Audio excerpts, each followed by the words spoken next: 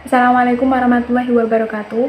Pada kesempatan kali ini, kami akan mempresentasikan makalah sejarah dan sistem pendidikan, yaitu mengenai sejarah perkembangan pendidikan pada zaman Yunani dan Romawi. Sebelumnya, saya akan memperkenalkan nama anggota kelompok kami.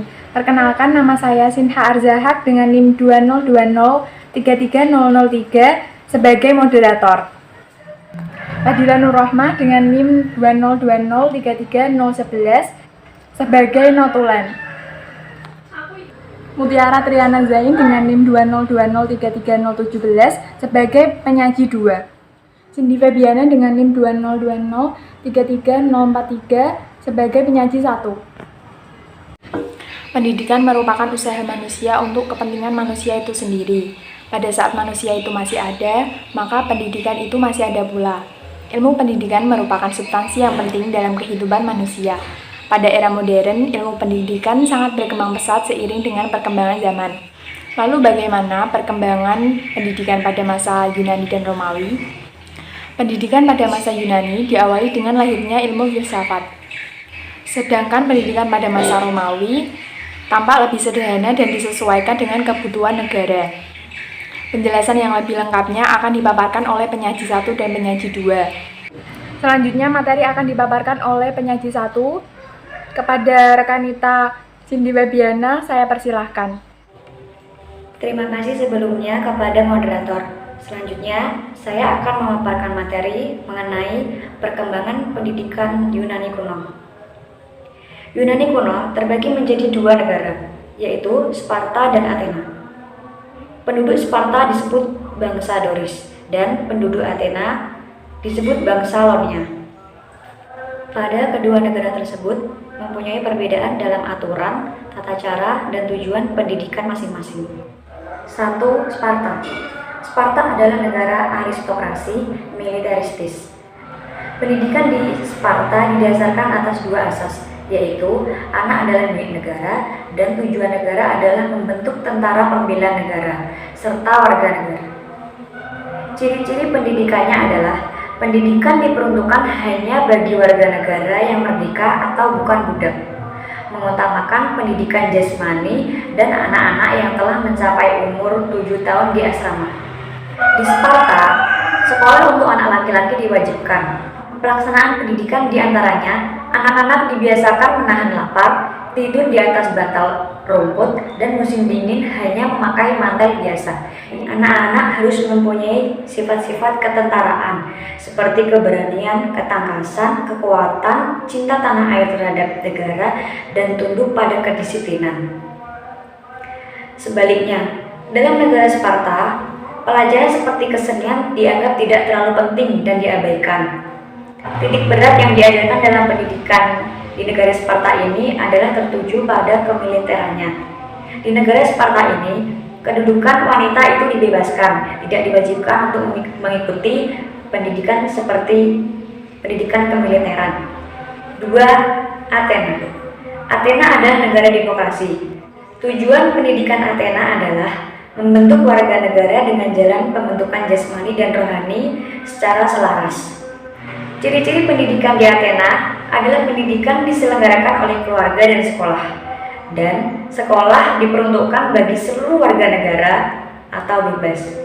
Jadi ini berbeda dengan negara Sparta. Jika negara Sparta hanya diperuntukkan untuk laki-laki dan diwajibkan untuk laki-laki, sedangkan di Athena diberi kebebasan bagi laki-laki dan perempuan mengikuti pendidikan.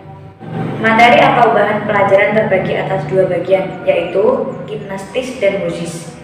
Gimnastis untuk pembentukan jasmani, sedangkan musis untuk pembentukan rohani.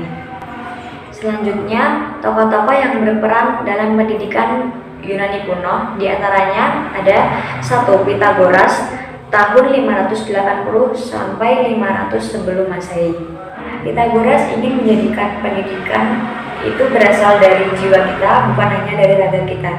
Jadi, meskipun kita sudah tidak hidup lagi, pendidikan akan terus dikenang dan jiwa pendidikan kita akan tetap hidup.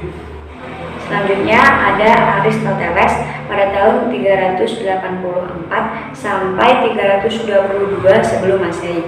Cita-cita pendidikannya yaitu kebajikan itu diperoleh dengan jalan aman, melalui pengalaman, pembiasaan sejak dini, akal budi, dan pengertian. Jika seorang pada waktu terlahir tidak berisi apa-apa, dengan diajari latihan dan pembiasaan, mereka akan belajar melakukan perbuatan yang baik dan meninggalkan perbuatan yang buruk. Sekian pemaparan materi dari saya. Selanjutnya saya serahkan kepada moderator. Materi selanjutnya akan dipaparkan oleh penyaji 2 kepada Rekanita Mutiara Triana Zain. Saya persilahkan. Terima kasih sebelumnya kepada moderator. Selanjutnya saya akan memaparkan materi tentang perkembangan pendidikan Romawi kuno. Pendidikan Romawi tampak lebih sederhana dan lebih disesuaikan dengan kebutuhan negara jika dibandingkan dengan pendidikan Yunani.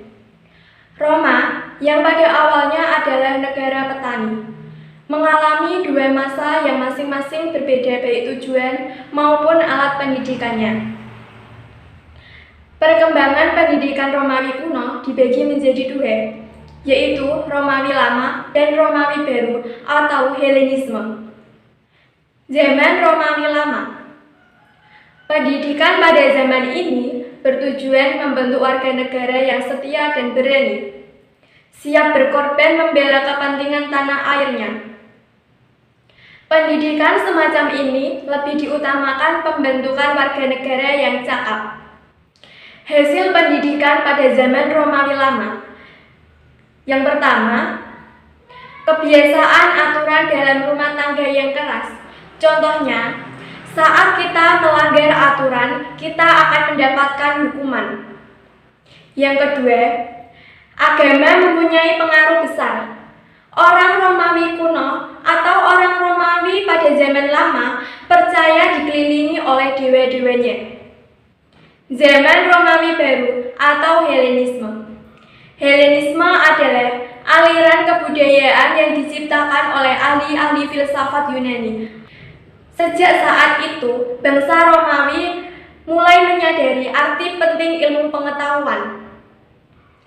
Dengan demikian, zaman Romawi Baru atau Helenisme bertujuan untuk pendidikan mengalami perubahan, yaitu untuk membentuk manusia yang harmonis.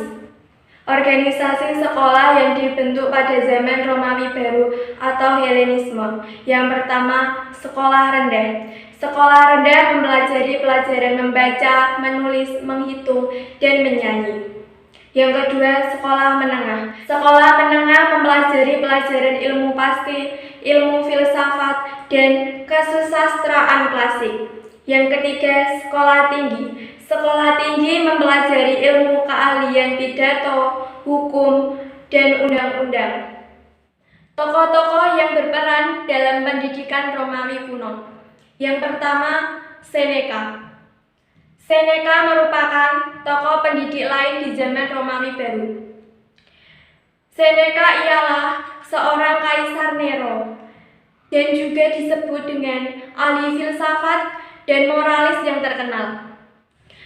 Beberapa petunjuk tentang pengajaran yang diberikan oleh Seneca. Yang pertama, kita mengajar tidak untuk sekolah, tetapi untuk kehidupan.